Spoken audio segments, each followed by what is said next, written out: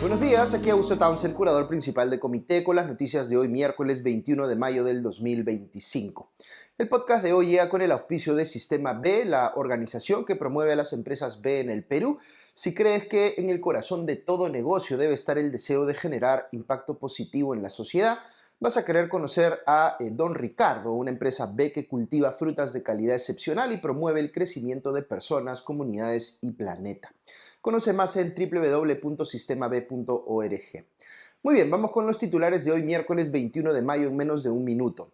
Primero, la Comisión de Constitución del Congreso aprobó un dictamen que busca restablecer la figura de la inmunidad parlamentaria a partir del 2026. Segundo, la congresista Ruth Luque ha denunciado constitucionalmente a la presidenta Boluarte y al ministro de Energía, José Luis Montero, por el llamado reinfo hereditario. Tercero, el abogado de Dina Boluarte afirmó que tomará acciones legales contra la fiscal de la Nación, Delia Espinosa, por haber denunciado a la mandataria. Cuarto, la agencia Moody's recortó la calificación crediticia de Estados Unidos a un nivel inmediatamente inferior. Y en el espacio de la reflexión del día les voy a compartir un comentario sobre por qué, pienso yo, debe rechazarse el restablecimiento de la inmunidad parlamentaria. Ok, pasamos al desarrollo de cada una de estas noticias sin dueños de la verdad. Aquí la primera. La Comisión de Constitución del Congreso aprobó ayer un dictamen que restablece la inmunidad parlamentaria desde el 2026. La comisión, presidida por el parlamentario Fernando Rospigliosi de Fuerza Popular, aprobó la fórmula con 14 votos a favor, 3 en contra y 5 abstenciones. El dictamen establece que los legisladores que desde el 2026 estarán repartidos, como sabemos, entre Senado y Cámara de Diputados, no puedan ser procesados ni presos sin previa autorización de la Cámara a la que pertenecen o de la Comisión Permanente del Congreso, desde que son electos hasta un mes después de haber finalizado en sus funciones. La propuesta también señala que en el caso de un delito flagrante, los parlamentarios deben ser puestos a disposición de su respectiva Cámara o de la Comisión Permanente dentro de las 24 horas para que se autorice o no la privación de su libertad y el enjuiciamiento en un plazo improrrogable de 30 días calendario. Además, el dictamen indica que la inmunidad parlamentaria no se aplica para delitos cometidos antes de la elección de los futuros legisladores. La propuesta aprobada ayer nació de la unión de dos proyectos de ley presentados por los congresistas Wilson Soto de Acción Popular y José María Balcázar de Perú Libre. Por otro lado, debido a que esta propuesta es una reforma constitucional al artículo 93 de la Constitución, más específicamente, solo puede ser aprobada o bien en el Congreso por más de 87 votos, más de 2/3 del número de congresistas en 2 legislaturas sucesivas, o la otra vía, como sabemos, que sea aprobada por mayoría calificada de 66 votos y luego ser sometida a un referéndum ratificatorio. Ok, segunda noticia. La congresista del Bloque Democrático Popular, Ruth Luque, ha presentado una denuncia constitucional ante la Subcomisión de Acusaciones Constitucionales del Congreso contra la presidenta Dina Boluarte y el ministro de Energía y Minas, José Luis Montero, por lo que se ha venido a conocer como el reinfo hereditario.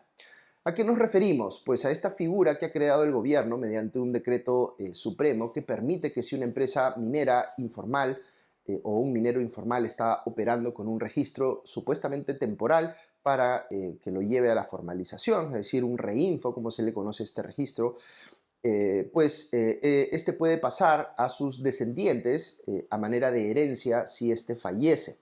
Este cambio ha sido controversial porque, como les comentaba antes en la semana, muestra que en lugar de estar interesado en apresurar la formalización de los mineros informales, el gobierno parece estar más interesado en darle mayores facilidades para que se mantengan como informales.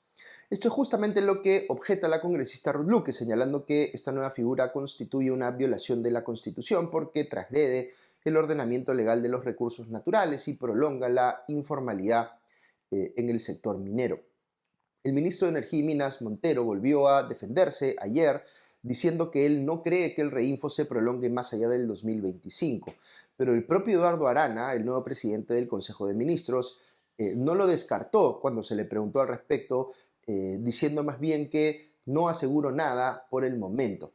No puede asegurarlo, ciertamente, porque quien debe tomar esta decisión no es el gobierno, sino el Congreso. Dicho sea paso, hablando de la presidenta Dina Boluarte y el Congreso, veo que la primera ha vuelto a pedir una autorización del segundo para viajar, esta vez a la toma de mando del reelecto presidente de Ecuador, Daniel Noboa. Probablemente se la vayan a dar. Tercera noticia. El abogado de la presidenta de la República, Juan Carlos Portugal, brindó una conferencia de prensa ayer donde indicó que tomará acciones legales en contra de la fiscal de la Nación, Delia Espinosa. Portugal señaló que denunciará a la titular del Ministerio Público ante el Congreso y ante también la Junta Nacional de Justicia por las denuncias constitucionales que ha presentado la Fiscalía contra Boluarte. El representante legal de la presidenta calificó la conducta de la fiscal de la Nación de, entre comillas, desafiante e irresponsable. Además aseguró que tras 4 días aún no les han informado sobre los argumentos de las denuncias constitucionales en contra de su representada y que solo han sido notificados de los casos por el presunto delito de enriquecimiento ilícito y el de las cirugías estéticas a las que Boluarte se sometió en el 2023. Por otro lado, Portugal indicó que él mismo redactó la carta notarial dirigida al médico Mario Cavani en la que se le solicita que no declare ante la Comisión de Fiscalización del Congreso el próximo 28 de mayo. Al respecto, explicó que cuando se autorizó judicialmente el levantamiento del secreto médico se hizo con el fin de que tanto el médico cirujano como el personal de la clínica Cavani respondan ante, entre comillas, un foro y una autoridad, según dijo Portugal, que en este caso dice él sería el Ministerio Público, y la fiscal Delia Espinosa, y no ante medios de comunicación u otras entidades como el Congreso. Sin embargo, indicó Portugal, Cavani declaró ante un medio de comunicación, pese a que la presidenta y su abogado creían que el médico iba a respetar la orden judicial, según Portugal. De acuerdo con este último, la carta notarial lo único que hace es recordarle que la autorización es para que declare ante el fiscal y que de lo contrario enfrentará acciones legales. Ciertamente todo esto hace ver como que están queriendo pues silenciarlo y que no declare. Cuarta noticia, vamos con la noticia económica con Ale Costa, que hoy viene vinculada a la rebaja de la calificación crediticia de Estados Unidos. Escuchemos a Ale.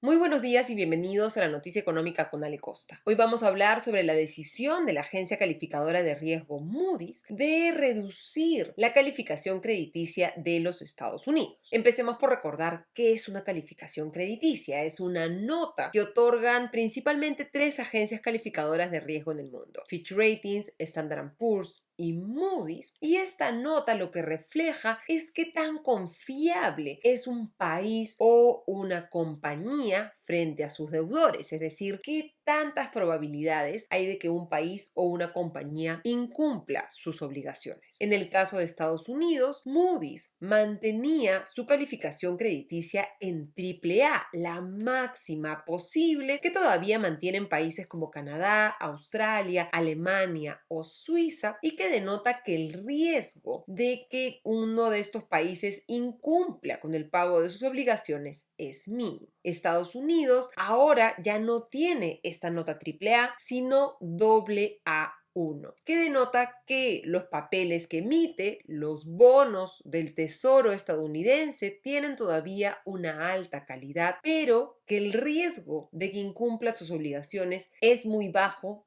pero existe. En el caso del Perú, por ejemplo, Moody's nos ha dado la calificación BA1, que significa que el riesgo es moderado y que la calidad de los papeles que emitimos, es decir, los bonos soberanos con los que el Estado peruano financia parte de sus gastos, es mediana. Moody's no es la primera agencia calificadora de riesgo en revisar la nota de Estados Unidos. Standard & Poor's le quitó la máxima nota en el 2011 y Fitch Ratings hizo lo propio en el 2023. ¿Por qué Moody's ha tomado esta decisión? Lo que ha explicado la agencia es que la deuda federal de los Estados Unidos ha venido creciendo durante más de una década debido a los continuos déficits fiscales, es decir, que año a año los gastos de el gobierno federal de los Estados Unidos son mayores a sus ingresos debido a que el gobierno federal ha venido aumentando sus gastos y al mismo tiempo aprobando recortes de impuestos que han reducido los ingresos del gobierno. Cuando esto sucede, cuando los déficits se sostienen en el tiempo, y eso es un recordatorio para el Perú, lo que pasa es que se acumulan las deudas, se incrementan las tasas de interés, el costo de estas deudas, y por lo tanto se complica el pago de las mismas. ¿Qué consecuencias va a tener esta decisión? Pues en el corto plazo se está generalizando las dudas sobre el futuro de la economía estadounidense y esto nos debería preocupar porque recordemos, si a Estados Unidos le va mal, a países que exportamos a Estados Unidos como el Perú también nos irá mal. Y lo que hemos visto ayer en los mercados es una caída del dólar y también un mayor nerviosismo entre los inversionistas. Terminamos así la noticia económica con Ale Costa. Les deseo un excelente día. Nos reencontramos mañana.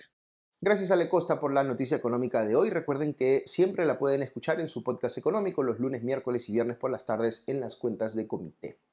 Muy bien, hasta aquí las noticias de hoy, pero si quieren escuchar unos minutos más, quisiera aprovechar yo el espacio de la reflexión del día. La Comisión de Constitución del Congreso acaba de aprobar un dictamen que restablece la inmunidad parlamentaria, lo que por supuesto es muy controversial. Quiero explicarles aquí por qué es controversial esto último, en qué casos sí se justifica que haya inmunidad parlamentaria y en cuáles no, para poder entender mejor la discusión de fondo. Como sabemos, la separación de poderes es una de las características fundamentales de toda democracia. Si bien no hay un poder del Estado que esté por encima de los demás, el Congreso o poder legislativo es el que congrega a la representación nacional, es decir, a personas, congresistas en este caso, que en teoría representan a las distintas regiones o distritos electorales del país para participar en tres funciones básicas: legislar, fiscalizar al gobierno y representar a sus distritos electorales o a sus votantes. Los congresistas deberían ejercer libremente su rol de representación, es decir, nadie debería obligarlos a votar en el Congreso de formas contrarias a los intereses de sus electores. No debería ser un riesgo para estos defender esos intereses, aunque esas posiciones sean minoritarias en el Congreso o contrarias, por ejemplo, a lo que defienda el partido que esté circunstancialmente en el control del gobierno o poder ejecutivo. Ok, vamos a ponernos en un escenario para entender cuándo sí tiene sentido que exista inmunidad parlamentaria. Imaginemos que ha pasado una serie de cosas en el país que ha llevado a que se pierda la separación e independencia de los poderes del Estado. El gobierno, que controla el tesoro público, ha logrado en la práctica capturar o tomar control del poder judicial. Entonces, en nuestro escenario hipotético, ese gobierno puede instrumentalizar a los jueces para que, en la práctica, se impulse pues una persecución política contra aquellos congresistas de oposición que les son incómodos, es decir, para amedrentarlos o meterlos a la cárcel incluso por el solo hecho de ejercer legítimamente desde el Congreso el rol de fiscalización que les mencioné antes. Pensando en este tipo de escenario es que se establece la figura de la inmunidad parlamentaria, para que los otros poderes del Estado, sea el Ejecutivo a través de la policía, por ejemplo, o un poder judicial capturado, no puedan tomar acción libremente para sacar de circulación a un congresista incómodo. Ahora, fíjense que esto no significa que no se pueda procesar penalmente a un congresista. Lo único que significa es que para que eso efectivamente ocurra respecto de determinados delitos vinculados con su función, pues se va a establecer un paso previo, que es que el propio Congreso va a tener que evaluar preliminarmente el caso y determinar si esa imputación tiene base o si solo es un caso de persecución política.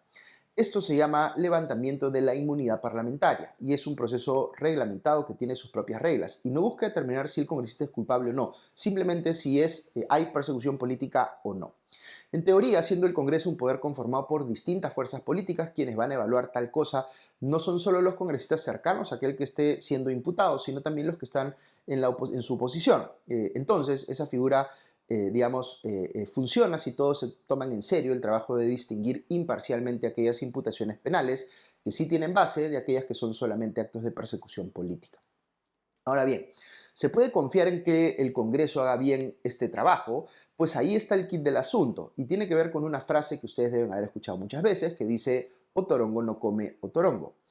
Imaginemos que en el Congreso peruano hay varios parlamentarios que son personas que cometen delitos, tanto vinculados al ejercicio de sus funciones como, digamos, traficar influencias o incurrir en corrupción, como delitos comunes.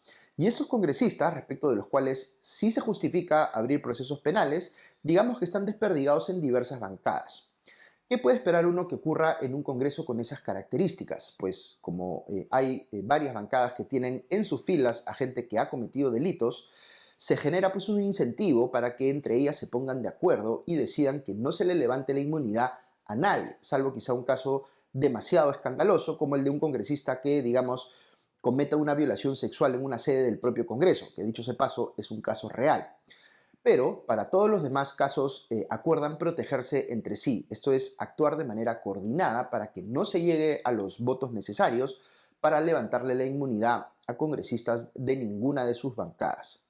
Fíjense qué es lo que ha pasado aquí. Una figura legal que sí tiene sentido digamos, cuando efectivamente hay persecución política contra alguna minoría política, ha sido cooptada por una mayoría que en realidad es una mezcla de partidos muy distintos, pero que comparten la característica de tener en sus filas a personas que tienen imputaciones penales que sí merecen cuando menos ser investigadas y procesadas, pues esa mayoría política puede ahora instrumentalizar la figura legal de la inmunidad parlamentaria para proteger a sus integrantes de ser procesados penalmente y, en efecto, garantizarles impunidad. Por eso se dice que en el Perú la inmunidad parlamentaria funciona como un mecanismo de impunidad parlamentaria. Entonces, recapitulando, ¿significa esto que la inmunidad parlamentaria debe rechazarse de plano como figura legal? Pues yo no diría eso, porque hipotéticamente sí podría producirse en el país un escenario de persecución política que requiera que haya una protección específica pensada en miembros minoritarios de la oposición en el Congreso. Ahí sí tiene sentido. Pero ese ciertamente no es el escenario más probable en el Perú de estos tiempos. El escenario más probable, o el escenario que hoy ocurre, es el de Otorongo no come Otorongo, y por tanto uno en el que la inmunidad parlamentaria es instrumentalizada para asegurar impunidad, y que además, y ojo aquí porque esto es bien relevante, se convierte en un incentivo que atrae a los delincuentes hacia la política y al Congreso en particular, porque saben que ahí van a estar protegidos. Ojo también que esto que les acabo de explicar respecto de la inmunidad parlamentaria pasa también, por ejemplo, en la forma como opera la Comisión de Ética del Congreso. Si hay en el Parlamento muchísimos congresistas que cometen faltas éticas, como por ejemplo mocharle el sueldo a sus trabajadores, es claro que tienen un incentivo para protegerse entre ellos, para evitar ser sancionados o ponerse en todo caso la sanción más leve si el escándalo pues es demasiado grande. Fíjense que el problema aquí es uno de fondo, vale decir, el hecho de que los partidos políticos llegan al Congreso con delincuentes o delincuentes en potencia en sus filas. Ese es el problema que nos toca a nosotros, los ciudadanos, presionar para solucionar, para que los partidos filtren mejor a sus candidatos, para que haya reformas políticas en ese sentido, nosotros mismos castigar con nuestro voto a los partidos que llevan delincuentes en sus filas y así. Pero con toda la urgencia que hay para trabajar en estos frentes, es evidente que una medida que va precisamente en sentido contrario es restablecer la inmunidad parlamentaria. El mensaje del Congreso aquí es el siguiente: las bancadas queremos seguir tolerando que haya delincuentes en nuestras filas. Porque fíjense, si estuvieran preocupadas por esto último, dirían: queremos restablecer la inmunidad parlamentaria, pero poniendo ciertos mecanismos que impidan que opere como este espíritu de cuerpo, incorporando, por ejemplo, una forma de tener evaluadores independientes en el proceso. Pero no están haciendo nada de eso. ¿Por qué? Porque muchos de los que están en el Congreso hoy impulsando el restablecimiento de la inmunidad parlamentaria únicamente la quieren utilizar como una forma de manipular, digamos, el sistema de justicia para asegurarse ellos impunidad. Y eso la ciudadanía no lo puede permitir, así que yo, en lo personal, los invocaría que asuman una posición en contra del restablecimiento de la inmunidad parlamentaria, salvo que tengan mejores argumentos que los míos, en cuyo caso los leo y los escucho. Muy bien, con esto llegamos al final del podcast de hoy. Como siempre, un agradecimiento muy especial a nuestros auspiciadores, a Sistema B y Agrícola Don Ricardo, y a nuestros suscriptores que nos permiten llegar a ustedes cada mañana. Estén muy bien, que tengan un buen día y ya nos escuchamos pronto. Adiós.